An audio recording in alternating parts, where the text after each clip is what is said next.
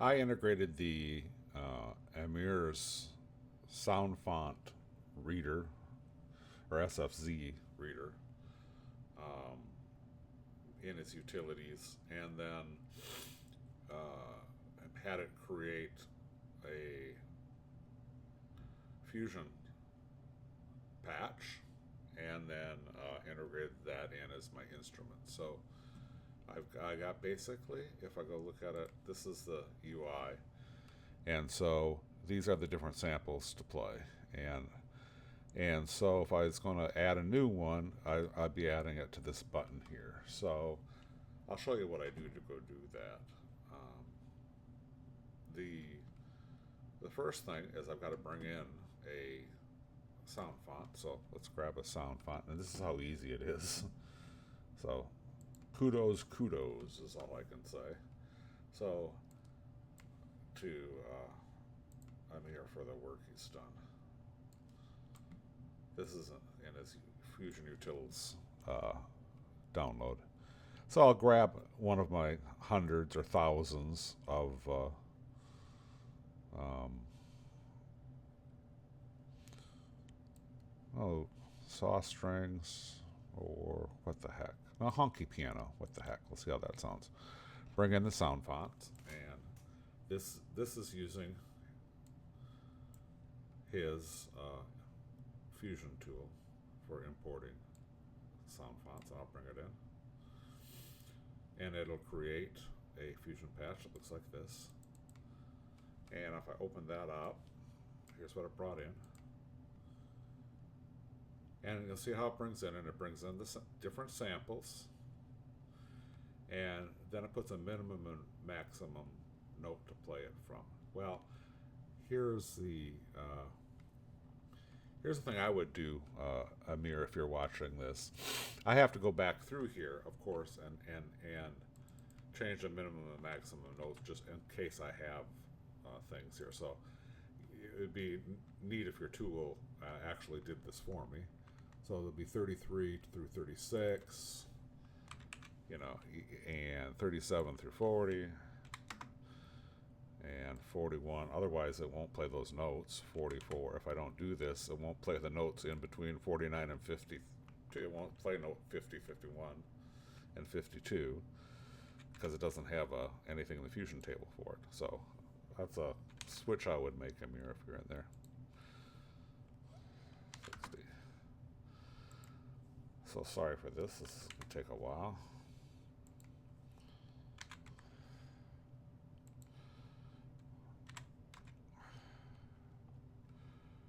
And not that long, though.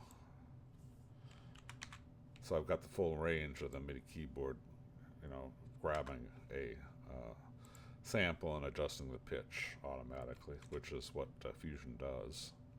Oops, that's 84. See, easy to make a mistake.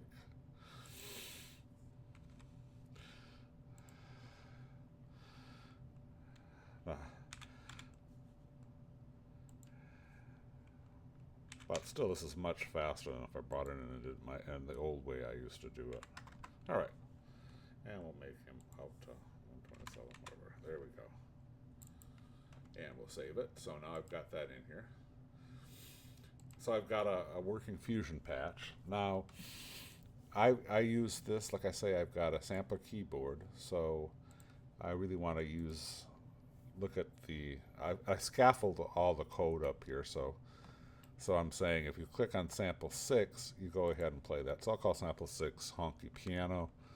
Let me bring in a text box. It's not totally automated, but text. Bring it under sample 6, and I'm going to call it,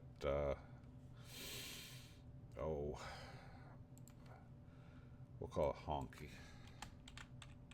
Honky. And I adjust this down to 12 probably.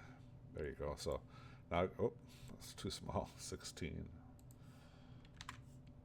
So now I've got a new button, and so when that button's clicked, I have all this going on in my controller.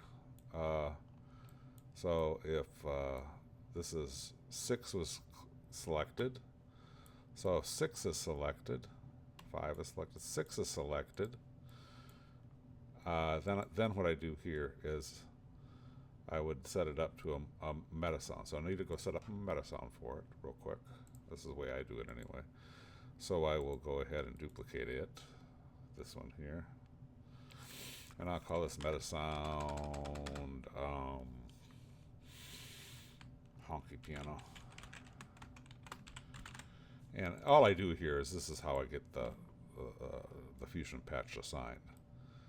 And so I have to use this fusion patch here. I'm going to have to say I want honky piano. Boom. Okay, so that should do it. So now that should be all set up. So basically, this is my fusion. This is my meta sound that plays fusion patches, which is using trigger to MIDI note and the fusion sampler stereo,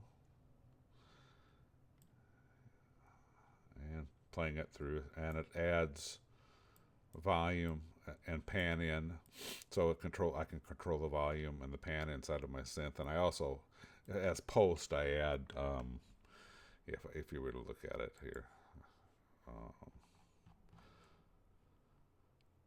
I add in post delay and reverb. So anyway, so here we go. So I will go ahead and run it.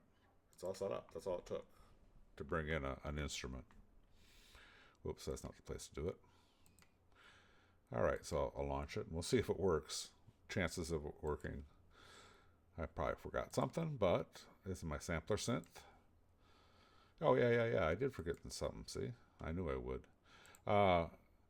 I've got to go ahead and make this one visible, so because I hide him if it's not. So he'll be visible. There you go. Compile, save, play. Here we go. I need my sampler synth. I got honky now. And I've got it set up to PC keyboard, so if I press keyboards, it should play. It's playing horns. So did I not change something? It's like I didn't change. Did I not save something?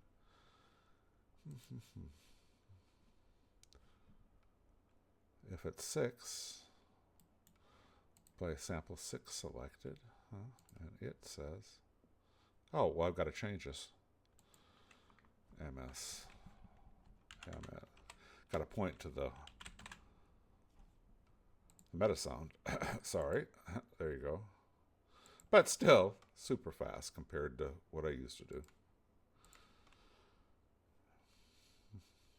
Testing it away.